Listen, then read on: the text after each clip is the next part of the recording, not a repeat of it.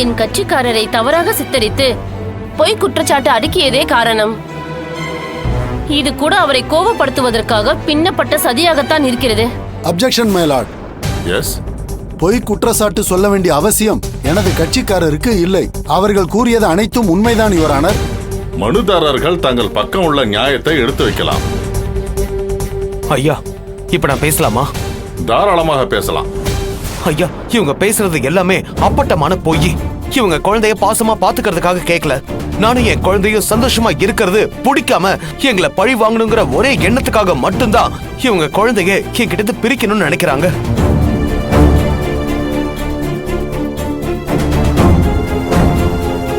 நானும் இவங்களை காதலிச்சுதான் கல்யாணம் பண்ணேன், இவங்களும் தான். ஆனா கல்யாணத்துக்கு அப்புறம் என்கிட்ட இருக்கிற பாசத்தை விட பணத்தை தான் எதிர்பார்த்தாங்க.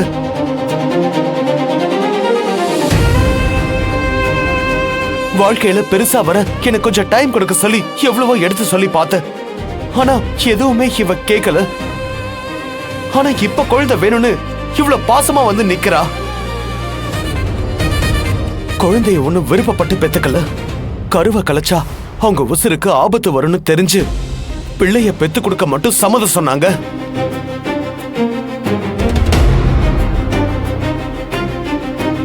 கடைசியில பெத்த குழந்தை முகத்தை ஒரு தடவை கூட பார்க்காம என்கிட்ட விவாகரத்து வாங்கிட்டு ஃபாரினுக்கு போயிட்டாங்க.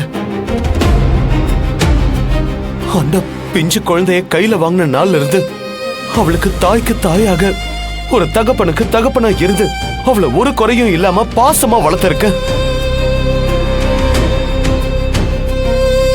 அவ மேல சின்ன தூசு பட்டாலும் என்னால தாங்கிக்க முடியாது. நான் துடிச்சு போயிடுவேன். ஐயா, அவ என் குழந்தை இல்ல, என் மொத்த உலகம், என் உசுறு. அவளுக்காக தான் இந்த வாழ்க்கையை நான் வாழ்ந்துகிட்டு இருக்கேன். அவ இல்லாம என்னால இருக்க முடியாது. முதல்ல என்னையும் அவளையும் தூக்கி எறிஞ்சிட்டு போனாலே அந்த அம்மாவை பத்தி பேசினாலே பிடிக்காது. இவங்க முன்னால வந்து நிக்கவே பயப்படுறா. இவங்களை நம்பி எப்படியா எங்க குழந்தையை கொடுக்க முடியும்? முதல்ல அவங்களுக்கு என்ன உரிமை இருக்கு குழந்தையை கேட்கறதுக்கு? பெற்றுட்டா மட்டும் போதுமா? என்னால கொடுக்க முடியாது ஐயா.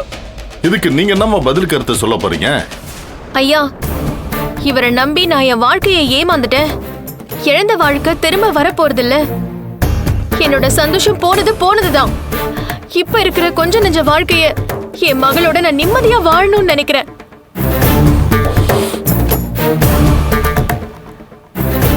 அவளை நான் அமெரிக்கா கூட்டிட்டு போய் நல்லபடியா படிக்க வச்சு ஒரு நல்ல பொசிஷனுக்கு கொண்டு வந்து அவளை கண்டிப்பா வசதியா வச்சுப்பேங்க ஐயா. இதுதான் என் வாழ்க்கையோட லட்சியமே. அப்புறம் இவர் என்ன சொன்னாரு? நான் பணம் காசுக்கு ஆசைப்பட்டனா? எங்க அப்பா கிட்ட இல்லாத காசா பணமா? வசதியை மட்டும் காரணம் காட்டி நான் ஏன் பிரியணும்? என் தப்பே இவரை நம்பினது தாங்கய்யா. இவர் கூட எந்த பொண்ணுமே குடும்பம் நடத்த முடியாது. ஒரு பொண்ணை மதிக்க கூட தெரியாத மனுஷன் இவர் என் பொண்ணை எப்படி நல்லா வளர்ப்பாரு?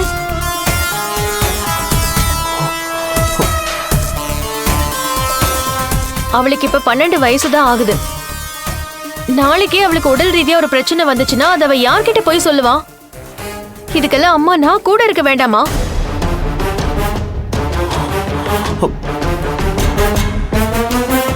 அதை தாண்டி என்னால என் பொண்ணை பிரிஞ்சிருக்க முடியாது. எனக்கு என்ன உரிமை இருக்குன்னு கேக்குறாரே. பெத்த அம்மாவை விட குழந்தைய யார் பெருசா உரிமை கொண்டாட முடியும்? சொல்லுங்கய்யா. அம்மான்னு நீங்க தான் சொல்றீங்க. ஆனா திவ்யா உங்களை அப்படி நினைக்கலையே. உங்களை பார்த்து பயப்படுறாளே. இப்ப என்ன உங்க கிளைண்ட் அமைதியா இருக்காரு? நீங்க குறுக்க பேசுறீங்க. அவங்க தரப்பு நியாயத்தை சொல்ல விடுங்க. நான் சொல்ல வேண்டியதை சொல்லிட்டேங்கய்யா. ஐயா, தாய்கிட்ட மகளை ஒப்படைக்க சொல்லி நீங்க தான் நல்ல தீர்ப்பு சொல்லணும். வாதி பிரதிவாதி குறுக்கு விசாரணை பண்ண வேண்டியது இருக்கா?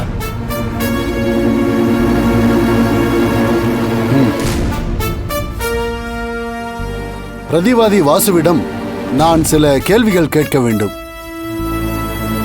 S, proceed. உங்க மனைவியை பிரிஞ்சு இத்தனை வருஷமா நீங்க ஏன் இன்னொரு கல்யாணம் பண்ணிக்கல?